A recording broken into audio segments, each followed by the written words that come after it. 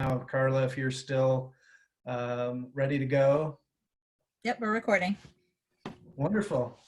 Great. Well, hello, everybody, and welcome to this week's Community Resilience Conversation. My name is Laird Christensen. I direct the Masters of Science in Resilient and Sustainable Communities here at Prescott College. I also direct the Green Mountain Center for Sustainability at Prescott. And I know a number of folks who are tuning in today have some connections with either Green Mountain or Prescott College. I'm really excited today to have Tyler and Bella with us.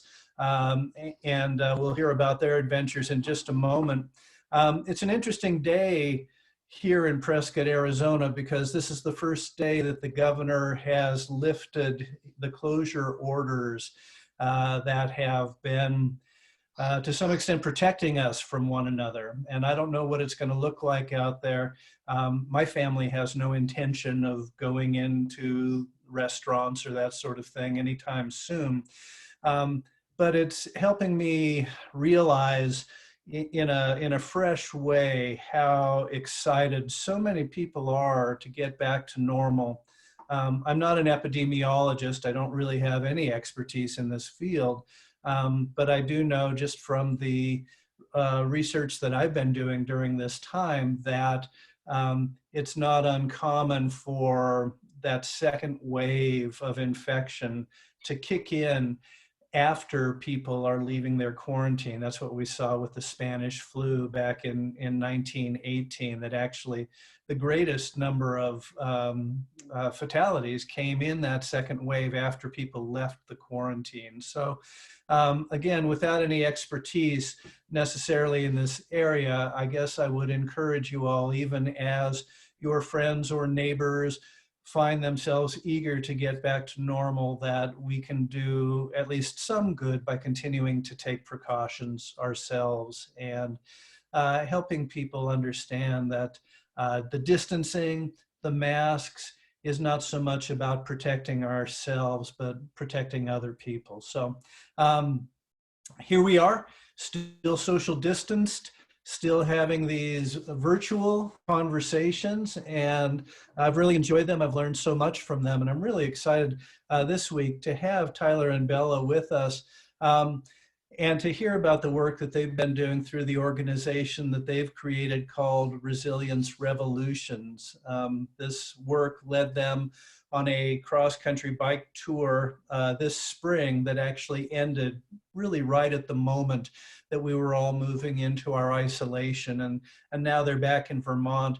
But I thought it would be great to hear from them, not only because I missed the chance to hear from them when they were coming through Arizona in the spring, but because so many of us have been stuck in place for so long that I think we can sort of live vicariously a little bit through hearing about their experiences, seeing some video clips from the places that they have visited, and sort of get out of our own little space, at least in that way, for an hour or so. So I think I'm just gonna, at this point, turn it over to Tyler Pastorok and Bella Fearn of Resilience Revolutions. They're gonna tell us a little bit about their organization and share some of the basics, mission, what they hoped to accomplish. I think it'll be possible to take questions at any point throughout this conversation. Just let us know in the chat if you have a question that you would like to ask. And I'll also mention at this point that if you want to receive a transcript of this event, or if you want to make sure that you're sent a link to a recording of this event, I should add that we are recording right now, just put your email address in the chat, and our friend Carla will get that to us. So without any further ado, I'm gonna hand it over to Tyler and Bella. Welcome. Hi. Oh, hey. Thank you, Laird, for that awesome introduction. Yeah, and so just real quickly before we get started, so people watching now or later have an idea of the structure here. We have this PowerPoint that we've made just to kind of provide some structure and a storyline for the conversation. But again, questions and discussion are welcomed at any point.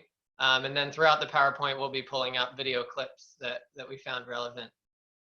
So yeah, if you want to take it, Bella. Sure. Yeah. So over the last winter season, we cycled from Jacksonville, Florida to Arizona. And along the way, we found and recorded stories of resilience and different communities that were practicing resilience practices. Yeah, so just a little bit about us. Most of you know us pretty well, but for those of you who don't, we're two graduates from Green Mountain College. We were in the final commencement in 2019 of Green Mountain and both graduated with adventure education degrees. When we graduated, we knew that we wanted to do a bike tour and kind of use our skills to explore the country. We had been exposed to cycle touring in our major and found that it was a really sustainable and relatively affordable way to adventure and to travel. And we really wanted to venture out west and outside of our comfort zone to see really amazing different parts of the country. So we decided on the Southern Tier, which is in the next slide. And that's just a small little outline that I drew a couple months ago of the Southern Tier. It starts in Florida and ends in California. We didn't quite make it to California, but we'll talk a little bit more about that in the end. Yeah, but we decided to do it in the fall, in the winter. That's kind of how we picked the Southern Tiers. We wanted to see that southern area. We really wanted to see the South. We've been in the Northeast a lot and a little bit in the Northwest, but we've never really been down South. And winter, as you know, in Vermont is not the best time to be riding a bike. So we thought that that southern half would be really great for us.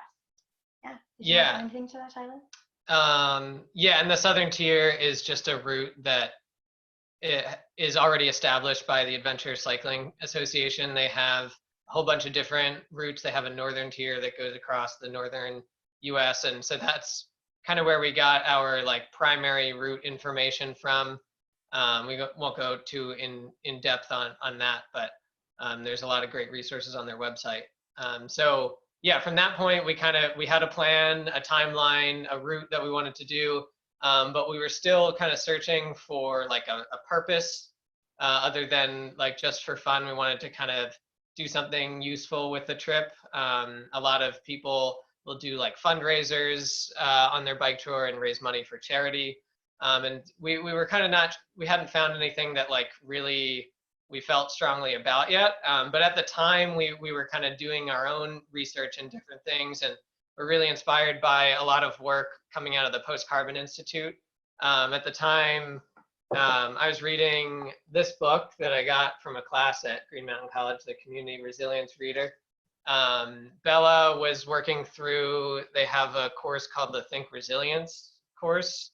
And then we were also listening to a podcast called the Crazy Town Podcast. So lots of Post-Carbon Institute influence in this. And so we had felt kind of really inspired by the community resilience movement. And so we decided, why not like find people along our route that were building community resilience in different ways, and use some camera skills to like interview them, and later on create kind of a video story that we're still working on.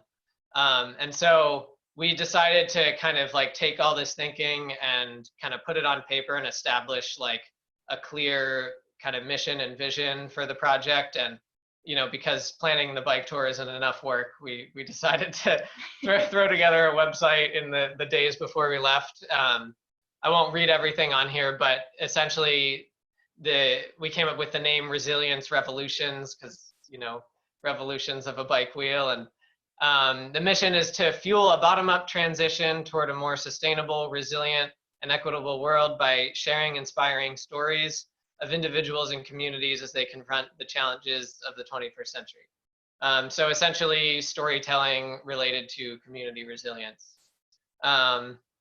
So at that point, you know, we kind of had a little more of a clear vision of what we were going to do, what we were looking for. But we had to, you know, it's difficult to find, like, community resilience is a very broad topic. You can't, it's difficult. There's a lot of different niches. And so we needed a way to find people who were building resilience in their communities. And we found permaculture to be the permaculture community to be a really good source of people doing this sort of work. Yeah, just to add a little context, the way we found permaculture was through our GMC education. We took a class with a woman, I can't remember her last name, but her first name is Stacy, and she has a permaculture company in Littleton, New Hampshire called Rooted by Stacy. And she taught a course at GMC that taught the basics of permaculture, which Tyler will go into, but really exposed us to this amazing outlet to taking on resilience, large scale problems within your small community. Yeah, and so we won't get too in depth on permaculture, but for those who haven't heard of it, essentially the word permaculture developed as a contraction of the word permanent and agriculture. So you're kind of thinking of like self-sustaining systems for growing food, and but it kind of and so out of that, people developed these three ethics: earth care, people care, and fair share, and then these design principles for designing these permaculture systems. And later people realized that a lot of these principles were applicable not just to designing a garden, but to relationships with people, designing structures of a business, community interactions. So this is just a diagram with some of those principles. You can see observe and interact, catch and store energy, integrate, use and value diversity. So lots of really great principles there. So a lot of our interviews were based on permaculture. And real quick, just wanted to kind of show, we kind of wrote up a generalized interview that we used. And I'm not going to go through this whole thing, but just wanted to show basically what it is. We kind of had some background questions about the people, personal questions about permaculture. But then we had this one section particularly about community resilience, where we tried to integrate some of the terms that are commonly used in resilience thinking. So we asked them like what they consider their focal scale to be, whether that's like a specific city or a bioregion. We kind of provided a definition of resilience, and asked people about the identity, what they felt the identity of their community was, and just if there were any projects they felt helped build resilience in their community. So things like that, challenges. So yeah, that's sort of the interview that we used for pretty much all of the interviews we did with people to save us a little bit of time. And so yeah, we kind of, at that point, we had a structure, we had a plan, we had the things we needed. All we needed was people to interview. And it was pretty close to the time we were leaving for the trip, when we finally started to reach out to people. But we figured, as long as we can get one person to start with early in the trip, we can just like stay a couple steps ahead of ourselves and keep reaching out to people. And we met this we reached out. I just typed in permaculture Florida and found Restoration Orchard in Tallahassee, which was I think a week or two into our trip. And we met this wonderful woman, Era Keys, who, this middle photo, we're standing with her. If you want to describe a little bit about that. Yeah, absolutely. So Restoration Orchard it's a landscaping company gone permaculture. So essentially what Era does is she educates people and works with people in their landscapes and in their yards and designs permaculture gardens that really reflect what they want, as well as reflect what the community around them needs.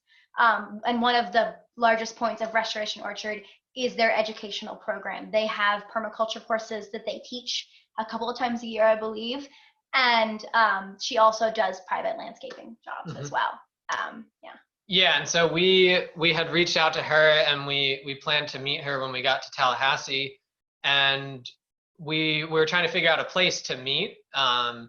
And fortunately, one of her clients, April, who's shown on the right in this slide, they're holding a bowl of beans that she harvested from her yard, allowed us to come meet Era in her yard, and Era gave us a tour of the design there, and then we sat down with Era to go through that interview about permaculture and resilience. So we have some cool clips to share. from that interview. And again, feel free to jump in at any point with thoughts. While Tyler's looking for that, I'll just tell a quick story.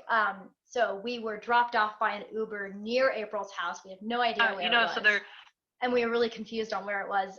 Then we looked down the street and saw these gorgeous papaya trees. And we're like, yes, that's definitely the yard. That's the one. And we just come into this beautiful jungle food forest in the middle of a suburban, mostly monocultured grass area. So it was really cool to see that. How are we doing, Ty? Yeah, okay. Great. And so let's see, just to give some context for this clip. This was the beginning of that resilience section of questions in the interview.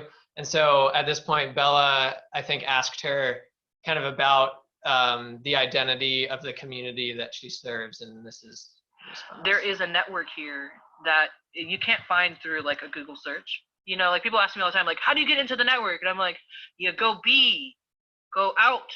You know, you got to be a part of the community for the community, you know, like, and something really, really important about Tallahassee is that we're the Red Hills. Because we still have those mineral deposits, we can grow so much more. We're not just sand like South Florida, and we still get a little bit of cold. These like. And so there she kind of, two points that really stood out to us there. One for me was her kind of talking about how there's like this hidden network of people in the community, and that, you know, in order to tap into that, you just have to like be an active community member. And then she starts to go into this kind of bioregional approach, which I know you kind of focus on, Laird, and she's kind of describing that as her focal scale. And there's another clip a little ahead here. She's also just so incredibly animated and such an interesting person. We had no idea what we were going to get. We emailed this person. She said yes. We were like, great, this sounds awesome. And when we got there, we were just incredibly blown away by her professionalism, how animated she was, and how passionate she was. Yeah, and so knowledgeable. Yeah, incredibly knowledgeable. So she's kind of talks further about the Red Hills region here, I think. Is it the city? Is it the neighborhood? Who are you working? So it began just in the city, and then it ventured out to the all of Tallahassee. But there is such a need of permaculture that I end up going to like Havana or Crawfordville or Wakulla, and these are like communities just on the outside of Tallahassee. And then like the hurricane happened in the Panhandle, and now I'm out, you know, now I've been going out to the Panhandle in Pensacola, you know, in like South Georgia. So really, I'm focusing more on the bioregion. I'm focusing on the Red Hills region because I think it's going to take that amount from what I've read of like resilient science and of like community development. It takes like for farms to be able to support a certain population of people, we need people practicing permaculture across our entire bioregion so that everyone's doing their niche, and then we're bartering and trading, and then we ebb and flow without those huge dips. So yeah, that clip was really powerful to me, and I think definitely a perspective that I share in terms of really needing lots of people practicing, whether it's permaculture or other sort of resilience practices across the whole bioregion. Yeah, and just as we were riding through all these sections, you really get to see the landscape. You get to be a part of the landscape while you're on a bicycle as opposed to in a vehicle or on a plane. And you see how arbitrary the border lines are and how silly they are, because really nothing changes. You just pass a sign and you're still in the same bioregion. It's really the change over time of these bioregions that she's talking about, and that's the importance. So just a little reflection on that. Yeah, and kind of what Bella's talking about here, like, you know, if we're taking a bioregional approach to resilience, this is just a diagram of the Red Hills region that she's talking about. And you can see like it, you know, has nothing to do with the state borders or anything like that. And as she was saying, what's unique about that region is they have really rich red clay deposits from the last ice age, and then also kind of the specific like climate characteristics where they have like a really long growing season, but they also have they kind of have winters, which contributes to what they can grow there. Do you want to do any of these from her? Or? Yeah, does anyone have any questions or, I don't know, thoughts so far? I want to encourage conversation as well. I guess we have a few more clips. There's a lot of, in her area, we talked a lot about the specific problems that she's facing in her area, because problems are very different everywhere you go. And as we were cycling, we really found this. Here specifically, there was a lot of damage or concerns from the hurricane that had recently happened. Hurricane Michael. Hurricane Michael, yeah, that we had no idea about. So this will go a little bit more into depth with that. Yeah, we asked her what are some of the shocks that they've experienced or kind of anticipate. And then another one is just the storms rolling off the coast. And then because of the Gulf and all of the environmental crisis, like we can literally have a whole 5-hour conversation just about the Gulf and the abuse that is taken from humanity for the past 100 years. And that is creating this cesspool. Because the things that they don't talk about is when that hurricane rolled in, it rolled in through a red tide bloom. So it picked up all this red tide that's been on the coast of Florida and spit it out. And did you know that hundreds of thousands of animals just started dying? Farmers all across Facebook started reporting. They did not talk about this in the news. Hundreds of thousands of cows and pigs and chickens just started dying in the fields through a respiratory, because it was caught in the hurricane and then distributed across. And red algae is a neurotoxin in the air. So you go to the coast and you start getting a headache, you start burning, your nose starts burning. You have to go to the coast over your mouth. And also bacteria, flesh-eating bacteria took a high rise and was all along our coast. We had the highest amount of reported events of people having to get limbs cut off in Panama City. Not even that, like 5 people had to get limbs cut off. It's been crazy. Like this stuff is affecting our community. And yeah, that was a really powerful section. I think that struck me the most because these problems are so isolated to your community. These problems, these bioregional problems, happen in that community space, and they're not national news. National news seems to get the most attention right now in our society, it seems like. So community, it's just puts so much value on the idea of community resilience, is that these problems are so isolated. Climate change problems are so different and so polar in different areas, that communities, localized communities, really need to come together and work on these problems because they're affecting their lives in their community. Yeah, so if nothing else or questions or any comments come up there, we can move on to the next place we went. So at this point, so like I said, we hadn't contacted many people that we were going to interview, and by the time we got to Era, she was the only person we had contacted. And so after her, it was kind of up to us to find other people. But towards the end of the interview, she starts saying like, oh, you're going this way? Like, you need to talk to these people. Or, oh, like, let me put you in touch with these people. And so she kind of sent us on this whole tangent, like off of our original route, with these great other people we were able to meet. And so I'll let her introduce the next people we had. The great thing about interviewing people on community resilience is that they have other people in their community that they can reference you to. So we just had this domino effect of people that we could talk to after we met more and more people, which was really an awesome part. Okay. So here she's talking about someone she wants us to go meet. They have like renovated buses and stuff. They're on solar power. They grow food. They have a food forest. 20 from Tallahassee, you'll go right past. Are you going to go Highway 20? Yes, for a small section of it. Okay. If you're going out Highway 20 from Tallahassee, you'll go right past this permaculture farm. Really? And it's an eco-hostel, so you can stay there. They have like renovated buses and stuff. They're on solar power. They grow food. They have a food forest. Wow, that's amazing. His name is Bill. Yeah. We'll definitely have to take that information. And he hosts all the convergences for the area like every year. Yeah. Wow. He's a huge key player in like community resilience for us.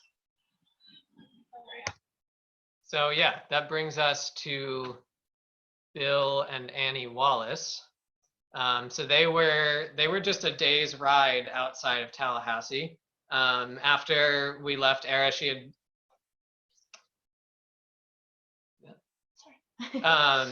so she had given us Bill's phone number, and we texted him and just like a paragraph about what we were doing, like, hey, can we come stay at your place and interview you? And he was like, yeah, come on down. Yeah, so that was really awesome. This photo on the right, kind of in order from left to right, there's me, Annie, Bella, and then Bill, and their Roscoe, yeah. And so this was a really wonderful place, kind of one of the most home, like it felt like I was being welcomed home when we got there. Just so much love coming from the two of them. Yeah, their relationship is wonderful too. The father-daughter relationship they have was so beautiful. And we love this sign we show in the middle photo here. They were walking us down to the kind of creek spot they had near the house, and kind of felt like we were at GMC again in that way. And then this left picture is the kind of community kitchen structure that was there. And so they are, as the title says, Wildcat Creek Education Center. And so they do workshops, and it's kind of a, they experiment with different building styles and permaculture methods to kind of show different ways of living. So I'll kind of let them introduce that a little bit more. A really unique part of their design is that they implement the outdoors so well, because it's so warm there so much of the time that in order to get to a kitchen space, you need to walk outside through a garden. In order to get to a sleeping space, you constantly need to be outside. So the lines between indoors and outdoors are super blurred there, which make it really unique and a really awesome space to be in. Yeah, and just some quick background on Bill. We found out later that he has a PhD in microbiology, and I guess was an educator through that. And then he'll kind of talk a little bit about how he came into this work. Mm-hmm. Well, like I said, we are an educational center. I've been an educator part of my professional career, and so it just seemed like a natural to, when I became interested in solar energy, biofuels, living in school buses, and just low impact living probably is the key word there. And so when I got interested in those things and traveling around and looking at communities and learning from others, why not share? And so that's where the educational part came. And so we typically host. So I'll skip ahead a little bit here. There's a quick clip that we were asking kind of how he created it, or why he was like kind of called to do this work. And we wanted to share this clip because it really just shows kind of the love and emotion that they kind of held and shared with us. And so again, yeah, we were asking him like how he got started doing this. Wildcat Creek Education Center. That's a good question. Like I said, originally I bought the land just to protect it. I lived in Panama City, in an area that was being developed rapidly, and you'd go into work in your car in the morning, and you'd see, wow, that lot. All of a sudden, the bulldozers showed up, and the raccoons and all the creatures were dead, squashed in the road because they lost their home. So that struck me. That struck me as important.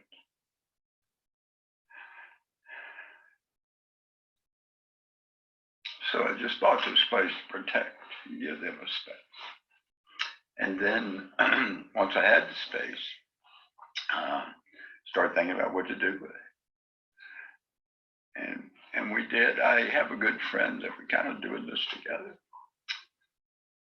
Too much caffeine makes me emotional in the morning.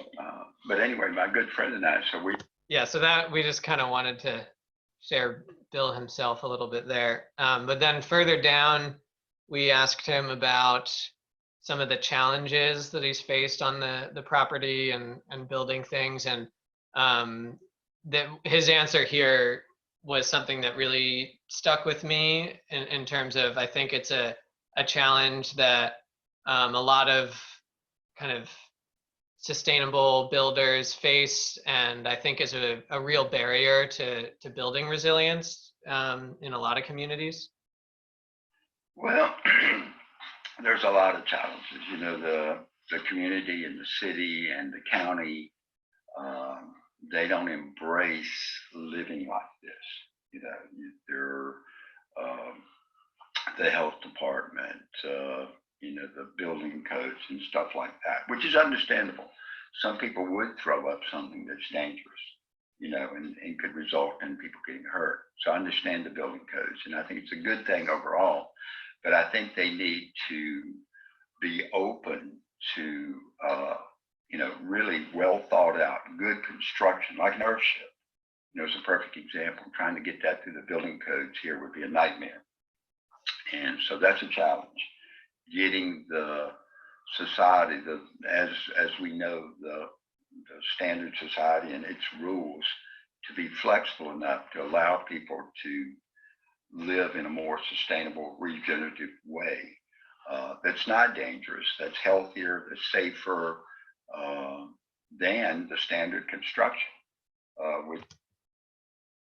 So yeah, I that definitely resonates with me, and I feel like the kind of strictness of a lot of our laws, I think he's right to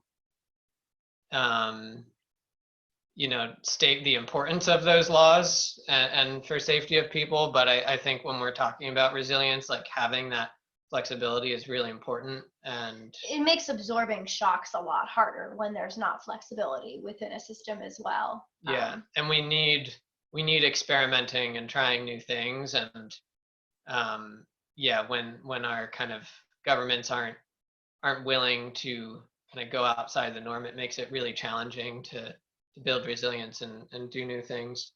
And I think Bill, where he's where Wildcat Creek is, they absorbed Hurricane Michael, the shock. They're 70 miles off the coast, but in future clips that we'll show, you'll see how much the hurricane really impacted the land. So for him to say that, I think holds so much merit. Mm-hmm.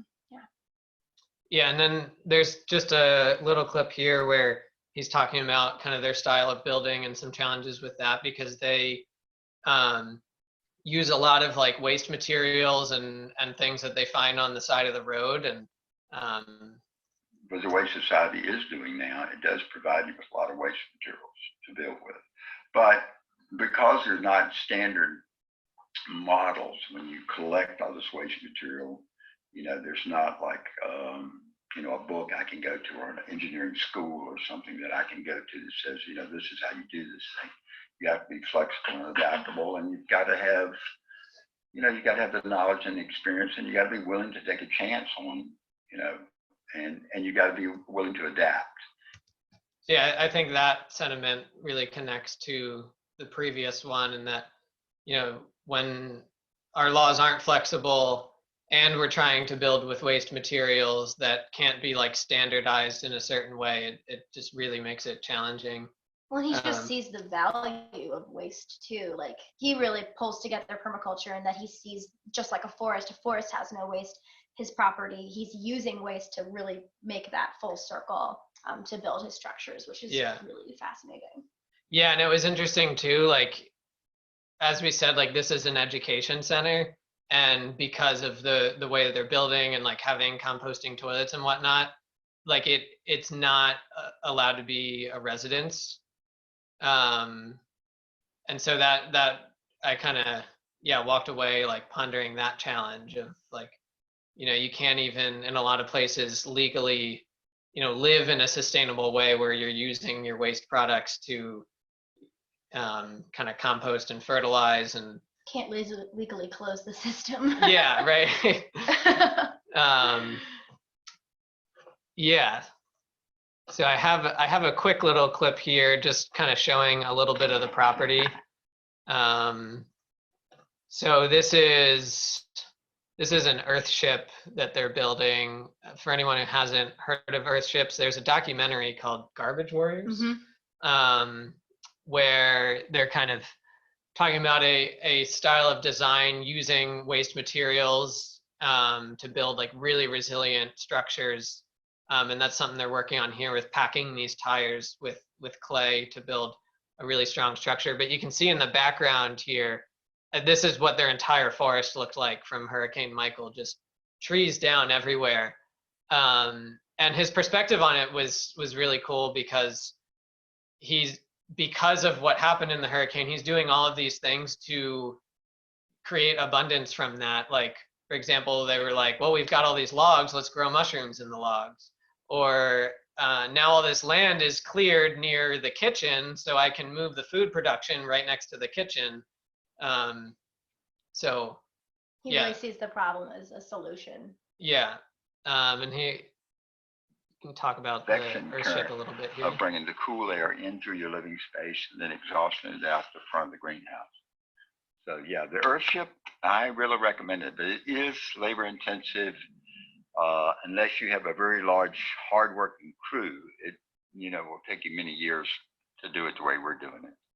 So we started this initially years ago, and then since the storm, we've kind of picked it back up. So we're going to try to maybe in the next 2 years complete this. So I'm excited about this space too. It'll be probably the safest space, kind of emergency shelter space, for the community. If volunteers are here or something and a storm comes up, it'll be a good place to ride it out. And it'll be solar. It'll be totally off the grid. So, all right. Yeah. So that's Bill. Anything to add, Bill and Annie? They were amazing. Yeah. I'm so excited. I hope I see them again someday. Yeah, and we've stayed in touch with Annie too. She's been kind of moving around the country a little bit. I think we're gonna get in touch with them, talk to them a little bit soon to catch up. Yeah. Okay, so then if no one's got anything they want to jump in there, the next people we met, again referred to by the wonderful Era from the beginning. So I'll let her introduce these folks as well. And so they were in Pensacola.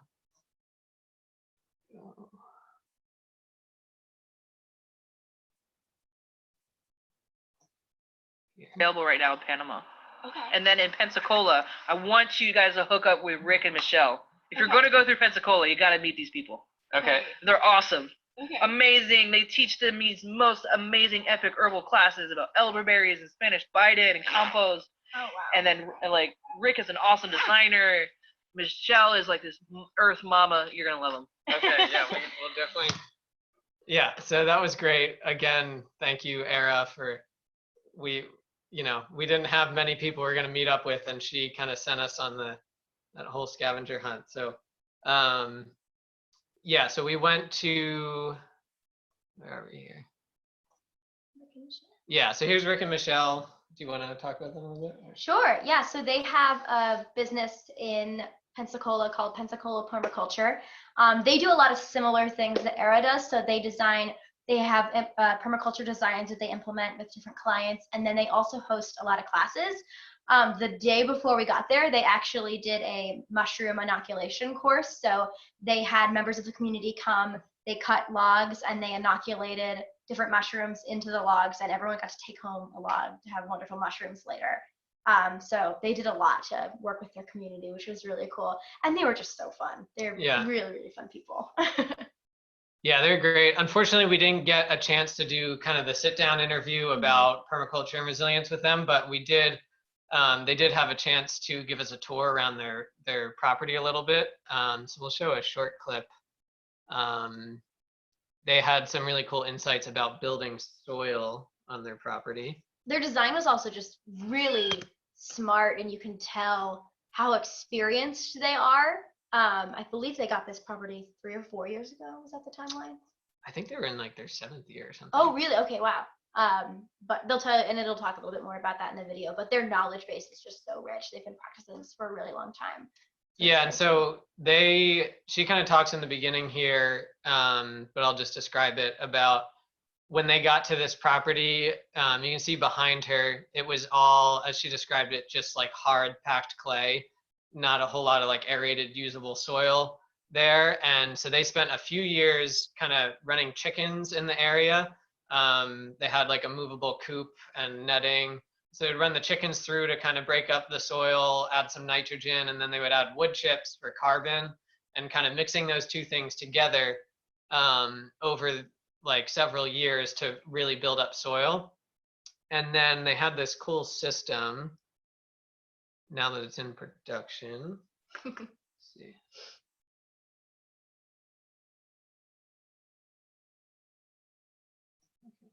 It's really nice because instead of having this compost pile that's like located far away from your garden, it's right here. I mean, here's where I've got stuff planted in there right now, but this is the mulch swale, and so I can just dig out of here and throw it onto the bed there, and we do that once a year, and we'll generate so many cubic yards of soil. It's amazing.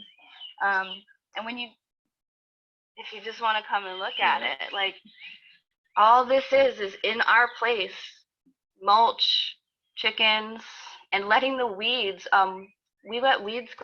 I'll skip ahead to one other part.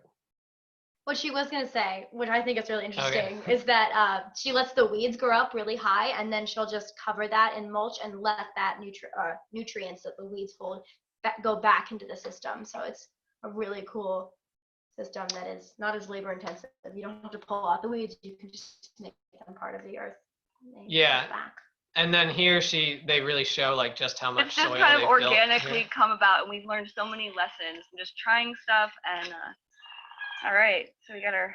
You can see it's about that deep. There's some papaya roots growing in there now, but I just started to hit the clay.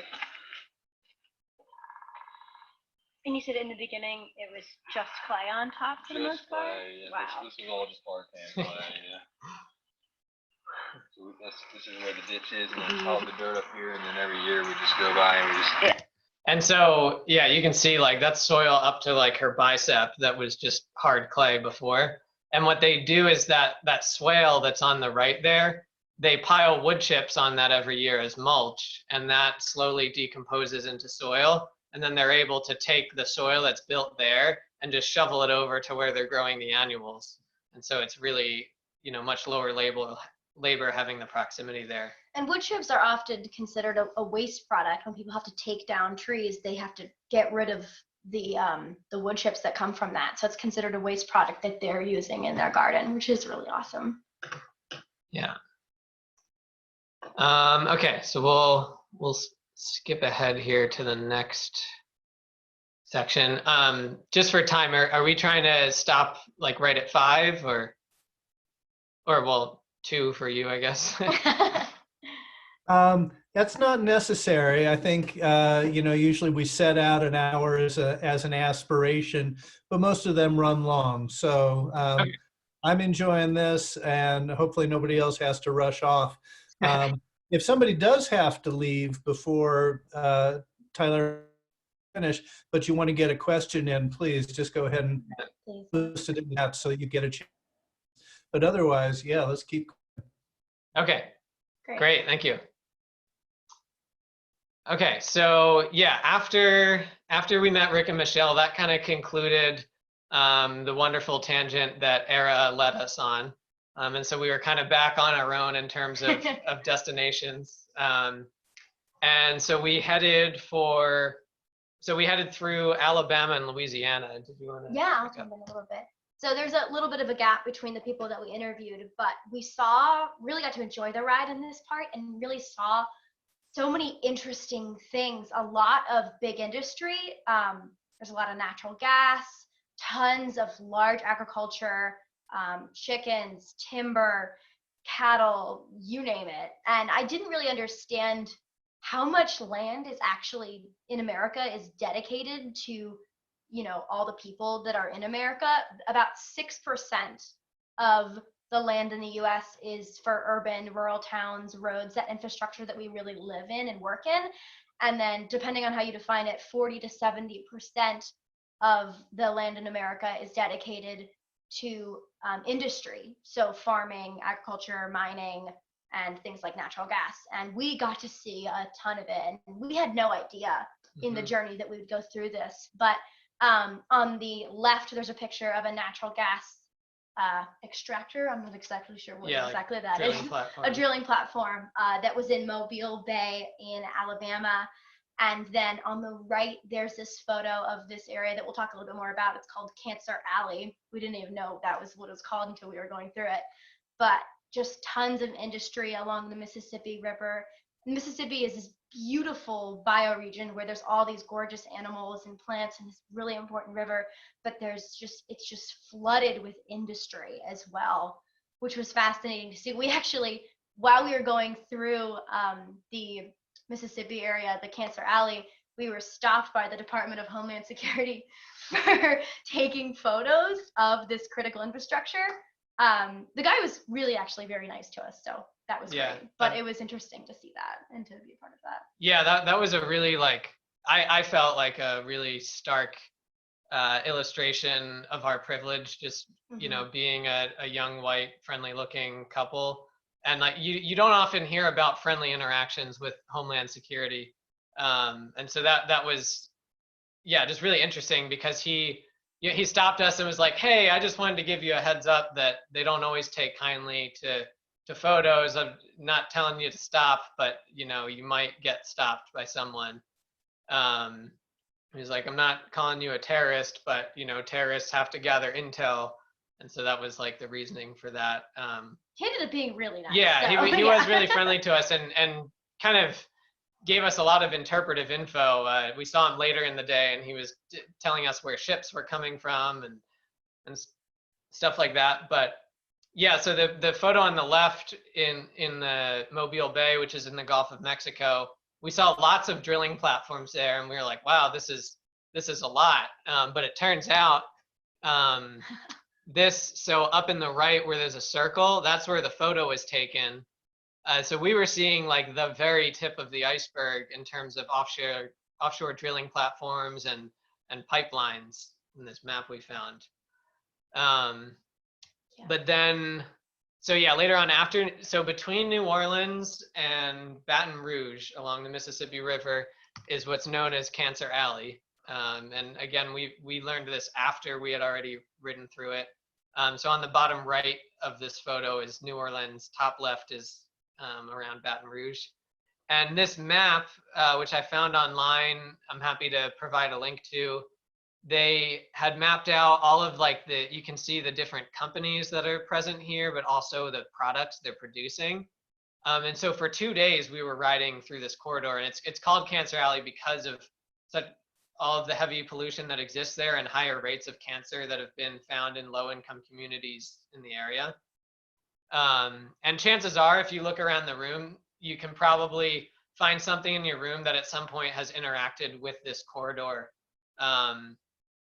Just to highlight a few things that are on here, there's like natural gas, paraffin wax, vinyl, nitrogen. Yeah, nitrogen. The element. Yeah. Just tons of different things that are being produced here. And it's really significant because ocean-going ships can go into the Mississippi and all the way up to Baton Rouge. So all of these industries that are going on along the river basically are networked into the entire global market because of its access to the ocean. But what was really interesting about being in that area was not only the kind of like dark dystopian image of all these like refineries around, but also seeing just how many people were working in them and realizing like just how dependent not just these communities are on all of this industry, but all of us. I mean, this, like natural gas and oil from this area is powering like the whole East Coast. Obviously there's a mix of other energy sources in there too, but it's connected all the way up. And so, it's easy from afar to say like, we need to get rid of it all. I hope the whole thing collapses and fails.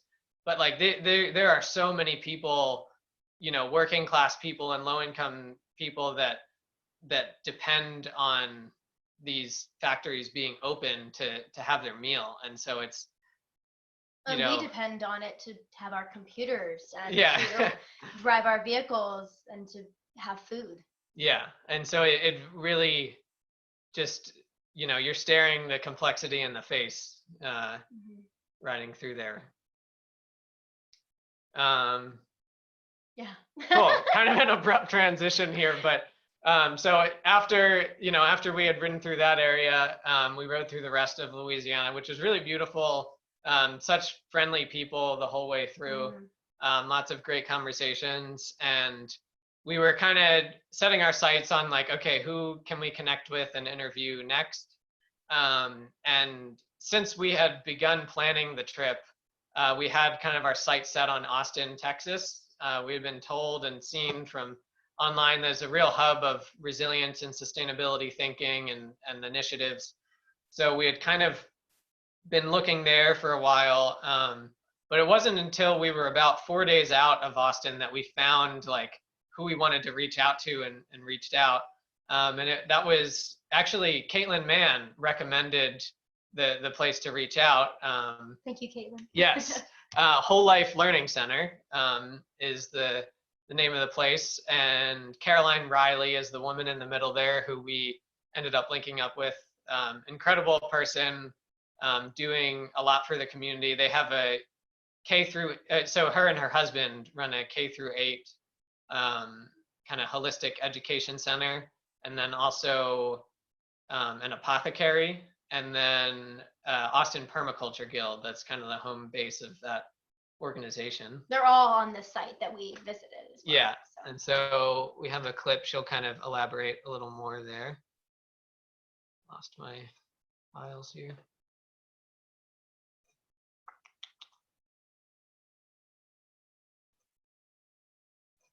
Interesting. Yeah, you have this, when you visit the Whole Life Learning Center, you have this really interesting experience where you hear the kids playing, you see the education happening, and then there's also a business of the year where she has her apothecary. So this whole system of people coming in, getting their holistic herbs and teas and medicines, as well as dropping off their kids and educating their kids there, which is really cool. Sorry, I'm having some challenges with my files here.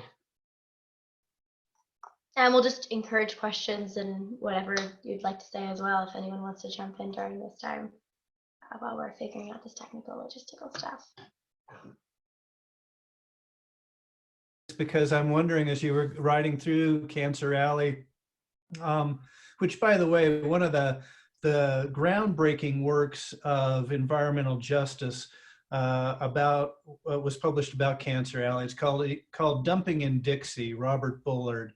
And it actually makes the connection between the people who live around the industries are, even though they're at very high risk for cancer and other sorts of health issues, do not feel as empowered to take action to make change as people from other communities. So it was a pioneering piece in that it pointed out that industries are more likely to develop in areas where people do not feel that they're empowered to resist. And that tends to be low income. It tends to be non-white communities as well. So you could look around the US and see that more generally. But I'm thinking about time that I've spent in that area, and I'm thinking about just the smell of industry. Did you guys different kind of threat to yourself moving through that area, just in terms of the air you were breathing, the water that you may be filling up your bottles with, that sort of thing? Yeah, we actually stayed with someone who was living near that area, and he said that the air quality there was relatively good because of all the environmental regulation that happens there, which we thought was really interesting. I think most of all, we just felt that I was just deeply hurt and saddened by what was going into the river and that all of that edge of the river, like the cattail and the things that help regulate the river and clean the river, are just stripped away by all this trash. And then in the beginning of the river, you have New Orleans, which is in its own way like below sea level. So when we were riding on, what's it called, the Mississippi River, the landmass that protects the river from the city. Oh, the levee. So we were riding along the levee, and it's really interesting when you're riding it. You look at the river, and then you look down at the city, and it's below the river line. So you just see how vulnerable the city is. And if folks don't know this, when Hurricane Katrina happened, the hurricane was very devastating, but what actually devastated the city was when the levee broke and the water spilled into the city. So just seeing how vulnerable the city was because of that infrastructure, and experiencing, if anything, water areas are generally where a lot of natural disasters happen, and seeing how vulnerable all of this industry was because of the Mississippi River being there, and all of, the natural systems, the swamps, the cattails, the things that help protect us from that are just stripped away by the industry. We're kind of digging our own grave there, which was really interesting. So just an update on, for some reason I can't open my files where the video is. Do you think there's like chance for a moment to like do a quick reboot here and rejoin, or is that? We could do that. How are we doing on time here? We really just have a few more clips to show. They are great clips. Would be a shame to miss them, but. Do you think you could open up that one on Instagram? I don't think so. Okay.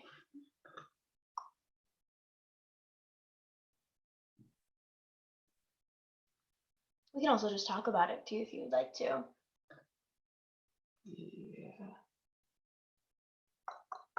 Yeah, maybe I can try opening that up.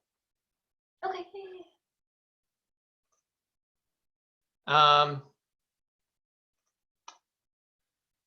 Yeah, I guess do you want to give that a shot rebooting, or just kind of try to move through it?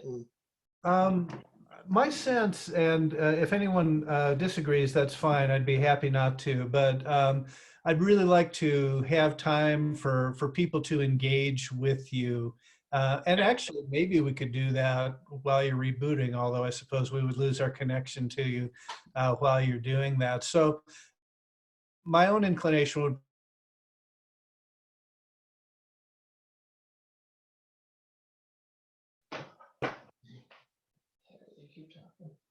people more time to jump in. I think people certainly have questions. Yeah, absolutely. I can just quickly kind of give a synopsis of Caroline, and then we can go into the discussion piece if you'd like to, Laird. So Caroline was really moving.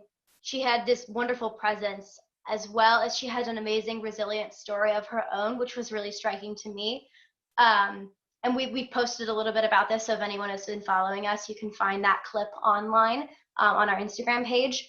But her story of when before she started Whole Life Learning Center, the reason she started Whole Life Learning Center was when she was, I think 25 was the age that she said she was. She lost her young son and her father in an accident. And from there, through the grieving process, met her husband and created, rebirthed herself, is how she frames it, through Whole Life Learning Center. So she used the grief that she had. She said that she had, in that day, had died herself and composted and created this beautiful, luscious garden of people and community and places that she could be a part of, which was beautiful. And she's pretty young, and has these 3 programs that are really strong and really powerful and really impactful to the community, which was just so striking to me, and so inspiring to be a young person, to be like, wow, maybe I can create an education center or have such an effect on my community like that. So I definitely recommend that if you folks are interested in Caroline. She was probably one of the most emotionally powerful people that I met, to go find that information on her, because she was really great. Yeah, thank you so much. Did you want to move into discussion, Laird?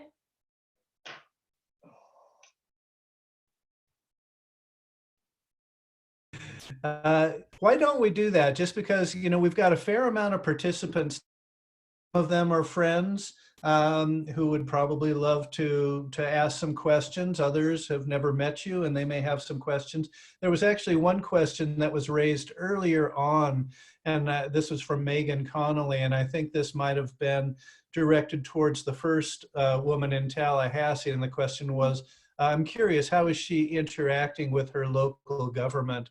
That's a really interesting question right now as we think about the pandemic and mutual aid and people trying to create responses that are not necessarily dependent on local government. But whether it's in the case of Era or other people you met, did you see people interacting in any ways with their local governments?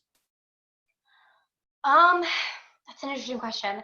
Era in particular, we didn't necessarily, she said that she had been working within the city.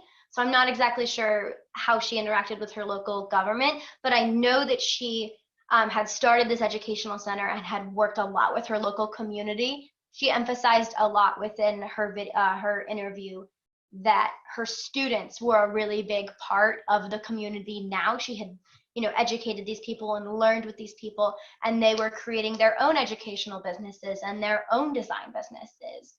Do you know if do you think you want to add anything to that? Yeah, I guess if the question doesn't just apply to ERA, there's also, my screen is up here again. This guy we met in Austin, his name is Adam Greenfield, and he kind of described himself as a public space advocate. And so actually, the way we linked up with him was he just housed us as cycle tourists. We found him on a website called Warm Showers, where cyclists kind of host other traveling cyclists to their home. And he just so happened to be like incredibly relevant to what we were exploring. And his whole deal is he has a background in sort of like urbanism and community design. And so he advocates a lot through the city council in Austin for kind of manipulating and making positive changes to the way streets are set up and other things. And he also really interacts with the neighborhood, and he's hosted a bunch of block parties or like organized a lot of block parties. Yeah, he started his journey in San Francisco where he just realized that he didn't know any of his neighbors, and he was living in this really populated area and had no idea. So he would start knocking on people's doors, having conversations, having meals. He eventually started having these things called block parties where they would interact with their local community, their local government, and were able to get permission to close down a street. And by closing down a street and having a dinner table or just a few chairs right outside, he just took his furniture from inside and put it outdoors. It allowed people to interact with that space and to come outside their houses and, oh, this is my turf and all these people are out on my street. Let me see if I can introduce myself. So he really was able to get the community working together. And eventually, sometimes he quoted, sometimes he gets paid, sometimes he doesn't, but he's been a designer of a lot of different community and infrastructure for more community spaces. So if you know Church Street in Burlington, the city of Burlington, it's basically a street that has been shut down and is now just open for people, pedestrians to walk on. He does a lot of projects that are similar to that. So what he is trying to get is the city of Austin to create spaces that are really versatile, that where places can be shut down, but also can be open up to traffic, so that streets are not dominant by cars and by the auto industry, but streets are more influenced by people walking on them and people feeling really safe in them.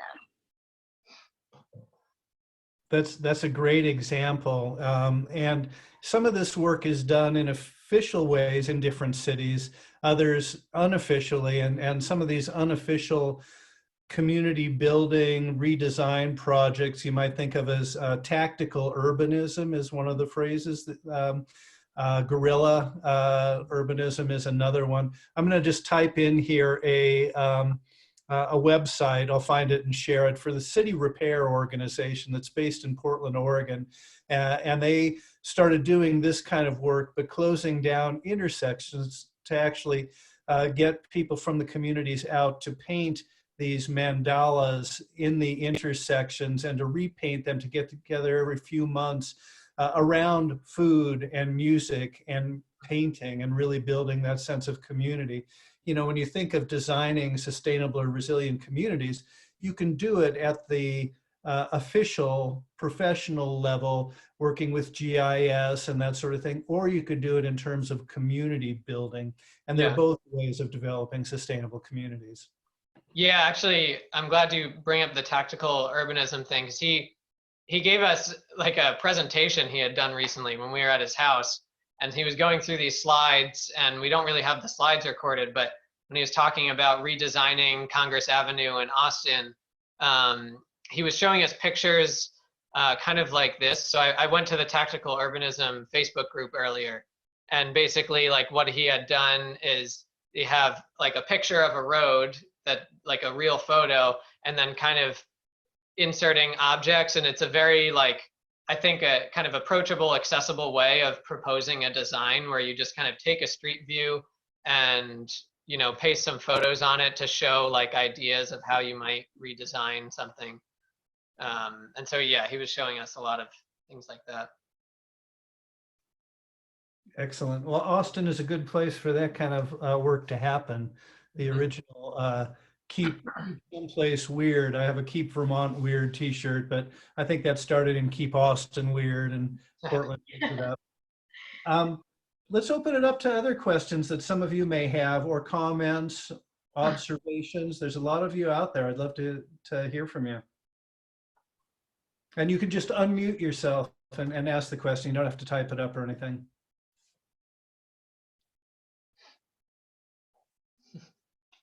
So, my friends, what's next? Yeah, that's good. Actually, that kind of ties to what you were asking in the very beginning, Laird, about resilience revolutions. And I think in the beginning, we had kind of talked about, when we developed the mission and whatnot, we were thinking about resilience in the context of like the, you know, that, like the, you know, that original mission.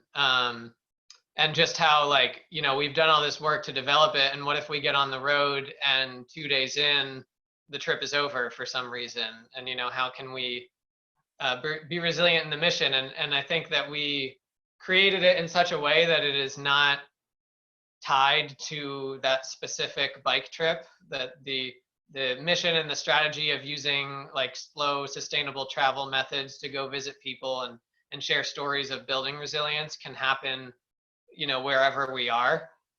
So I think right now the social media accounts and the project are on kind of a hiatus as we like settle in and figure out what we want to do next in our lives. But I definitely hope to continue it and keep sharing stories through that platform. Yeah, we're excited to see the evolution of resilience revolutions. We don't exactly know what we'll be doing next, but we're really excited to take what we've learned and apply it to our local communities. We love the state of Vermont. We think Vermont is this really awesome, really unique place where things can incubate. Ideas like permaculture can incubate and expand and explode and be an example to other states as we go into the future, and as we go into more critical times into the future. We're hoping to build a stronger, more resilient community, whether that's through education or through implementing permaculture designs, solar technology.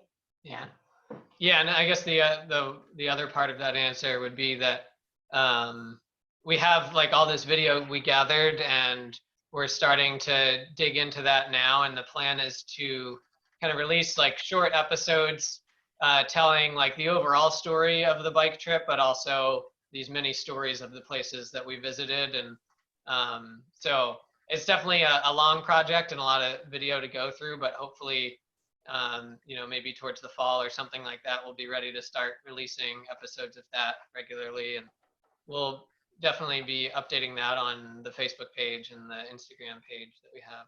So That. stay tuned. Yeah.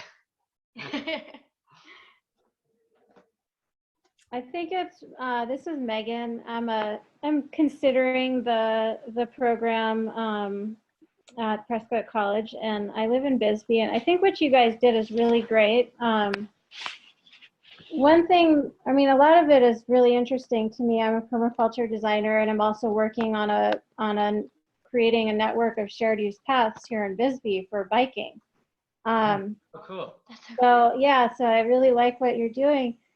One thing that stuck out to me was the Cancer Alley area and how you didn't really seem to find anyone that you wanted to, well, not to say you didn't find anyone, but it seems that you didn't connect with anyone in that area aside from Homeland Security. So that kind of sticks out to me as there's such a huge division between people who are really working actively and being in resilient communities versus kind of the typical situation where people are working just to make money. So while you were biking through there, like, did you see opportunities of how things could change in that area to make it more resilient, or did you talk to people there that were thinking about those things?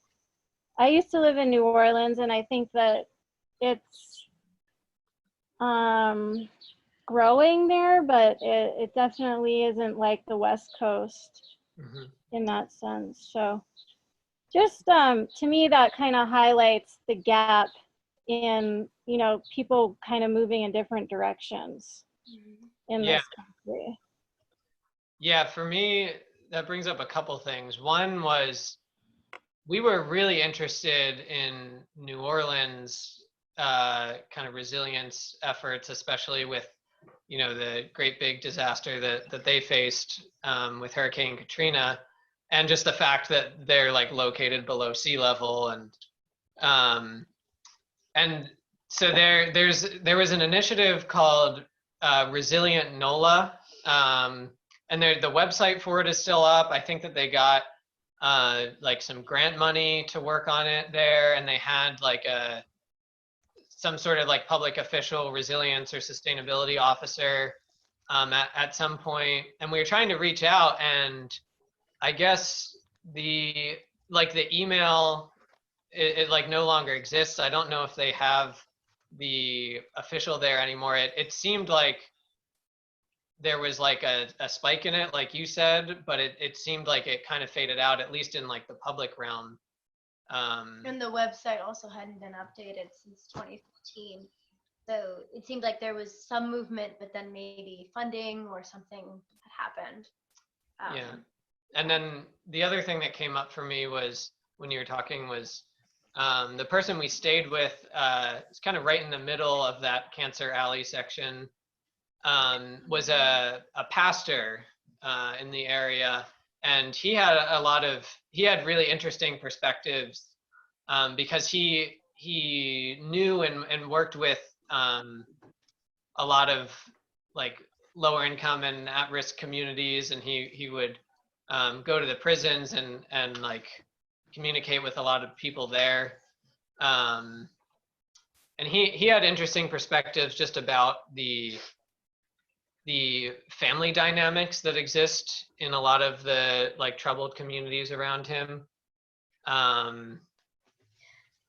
Yeah, I think that you're right to think that there is kind of this, I guess, resilience desert in that area. But what I definitely will say is that you go to any community and you will not only find kind people, but I think that you'll find people who are motivated and excited and to make their communities more resilient. The great thing about the word resilience is that it doesn't really have this taboo attached to it that sustainability does.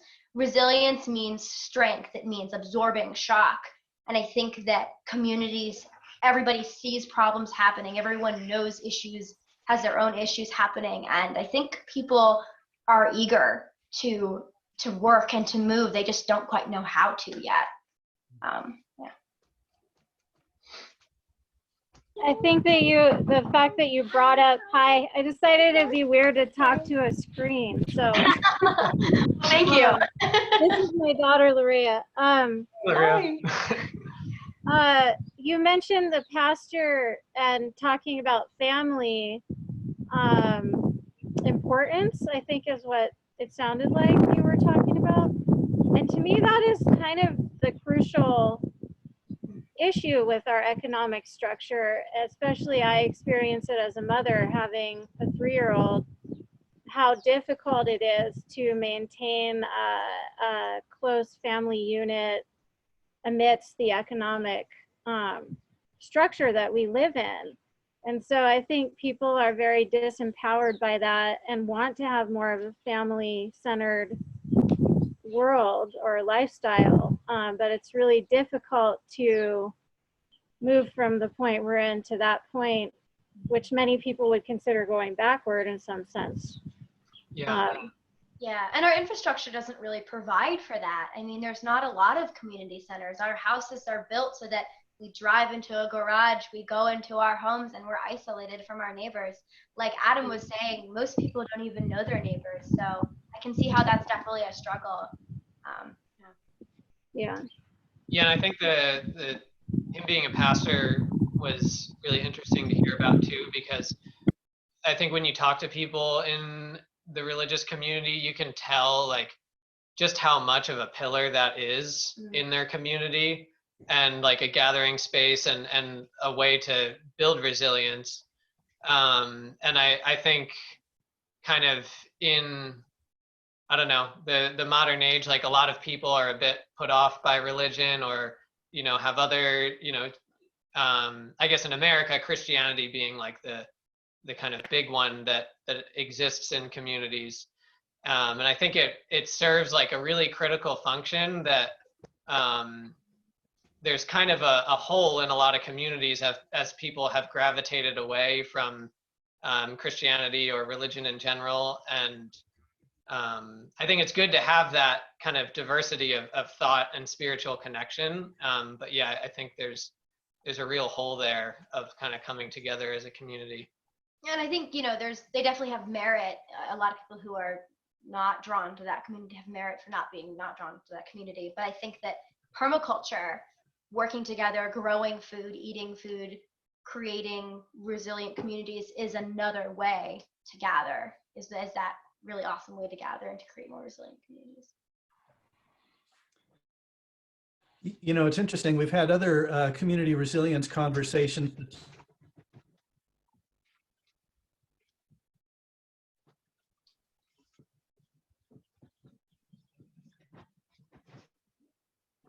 I think we Oh no, lost him. Laird, I think we lost you. Structures that aren't anymore, the church being one. Instead, we may have some new coming up, the block parties and that sort of thing. And we've come to rely on provide.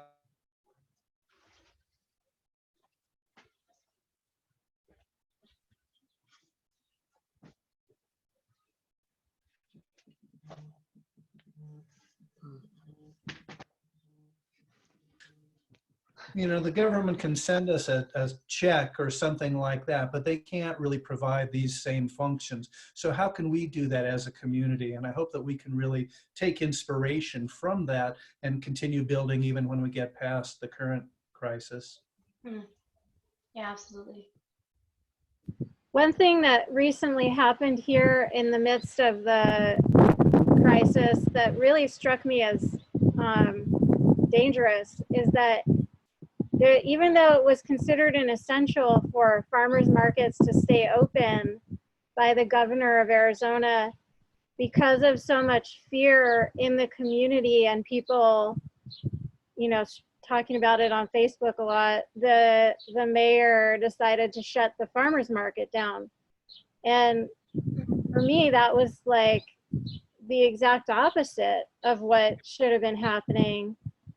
And because we see all these, you know, larger food production facilities closing and that are part of the global food supply. So we really need to be helping the local food supply.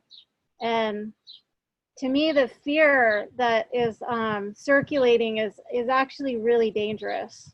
Mm-hmm. In a lot, you know, that's an example right there.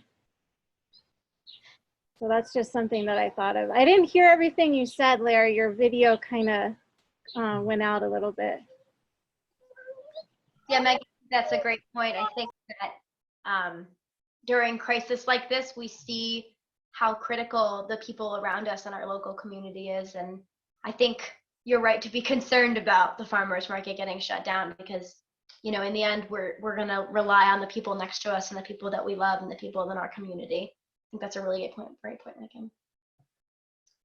Yeah, I definitely, you know, in regards to food systems and seeing what people are doing in their own yards across the country, I feel like that sort of distributed food model is really important, especially in times of crises, because I think like the small local farmers are really important, but it becomes really clear that like they cannot support, you know, everyone that, you know, the large scale agriculture is supporting right now. And we need a lot more people doing that. And we need to keep the farmers markets open and bring more people into that. Yeah, and just the disconnect that was, you know, that happens at a local government level. That's what I was curious, like how they were interacting with their government, because to me, that's where it's really important to make the crossover from like the individual work to a community effort.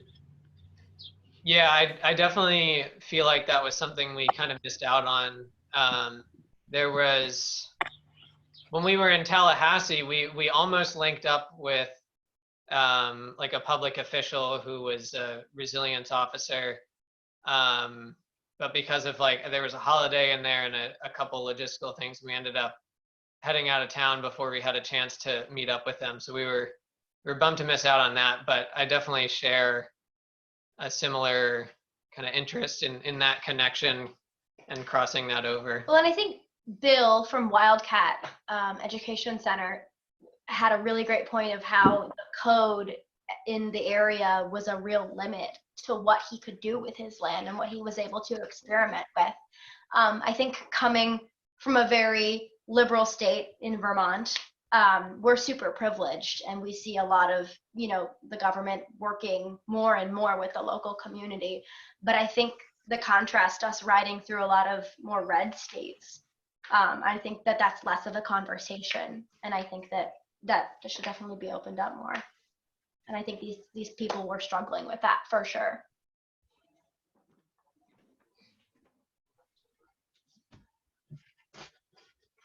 Yeah, I think in Arizona, I don't want to take up, I mean, anyone can jump in. I don't want to. Yeah. Conversation. No, please. But I feel like in Arizona, that it is considered a red state, but it's really, a lot of it is focused on like independent, kind of being independent, I think. And so that could definitely cross over to becoming more self-sufficient, more resilient. And that's what we've been trying to do, my husband and I, ever since this whole thing started, is to use it as a time to become more self-sufficient. We're growing a lot more food and trying to get people to do that now. Yeah, that brings up an interesting kind of bit of conversation we had with Caroline from Austin, Texas, when she was talking about her background and how there was someone who she used to work with teaching permaculture, and how he, you know, was like a lot more conservative and didn't believe in climate change. And they eventually ended up kind of parting ways for, you know, a number of reasons. But she said it was really great how he is able to, you know, regardless, it's challenging to hold like permaculture and not, you know, like acknowledging what's going on with the climate, but he is still able to share that knowledge with his community And so it's kind of spreading that like permaculture mindset, you know, among people that she wouldn't be reaching. And that resilience word, once again, doesn't hold the same whatever as sustainability, and resilience means strength. And I think it's so applicable to every community. Every community has struggles, and every community can wants to be more resilient. Yeah, we're seeing that with the politicization of different terms over time. So, you know, environmentalism at some point became a red flag word. Now sustainability. Hopefully resilience won't, because it does seem to apply much more broadly. But to me, these conversations can be had with a wider variety of audiences if we're talking about quality of life. How do we ensure an enhanced quality of life? No, it's hard to be against that. Yeah, we were finding it was kind of a blessing and a curse that everyone we talked to, we would bring up like kind of what our mission was. We had to give like a whole crash course in what community resilience is, which, you know, was like I said, a blessing and a curse, because sometimes we're like, okay, where do I begin, you know? But at the same time, you know, they're kind of a blank slate on the subject, and we had the opportunity to present it in a way that doesn't just, you know, connect to buzzwords and like trigger other thoughts that they already have. And trying to, yeah, kind of keep that conversation open and non-polarizing was good. So I do want to just acknowledge that we've been talking for about an hour and a half now, and it's been great. And I'm sure that folks would love to keep talking, but we do want to try to keep the recording of this at, you know, no longer than an hour and a half, so that it's easier to share and for people to download and that sort of thing. We are at this point continuing to hold these conversations once a week. So I'm not quite sure what we'll be doing next week yet, but I would encourage you to check back in with us. The work, Tyler and Bella, that you guys have been doing is so inspiring, as I thought it would be. And it's just great to see the ripples going out from Green Mountain, from Prescott College, from places like that. And, you know, you and I never worked together at all at Green Mountain College, but we both ended up going off with our interest in resilience and doing different kinds of work. And how many other people are there out there that we don't even know about who similar things are happening with? So I find that very inspiring. So thank you so much for being with us. And again, if you want to receive a copy of the transcript or a link to this, please enter your email address in the chat box, and Carla will be able to get that out to you. So it was good to have you all here today. Thank you. Thank you so much for everyone who came, and thanks, Laird, for inviting us and hosting it. Blasting, quiet, loud. All right. Well, And do you guys have a website, or you said you have an Instagram? Yeah, so I just posted a couple links in the chat there. We're on Facebook and Instagram, Resilience Revolutions. And then on both of those pages, there's a link to kind of a blog-ish website. And like I said, in the future, next few months, I'll be trying to work on putting the videos together to tell more of the story. So if you kind of follow on either one of those pages, we'll keep people updated there. Thank you all so much. Thank you so much, Laird. We really appreciate it. Yeah, thank you, Megan, for joining in. And Thank you. It's really inspiring. thanks. good. All right. Well, everybody take care, and we'll see you next time. Yeah, you too. Thanks. Bye-bye. Bye.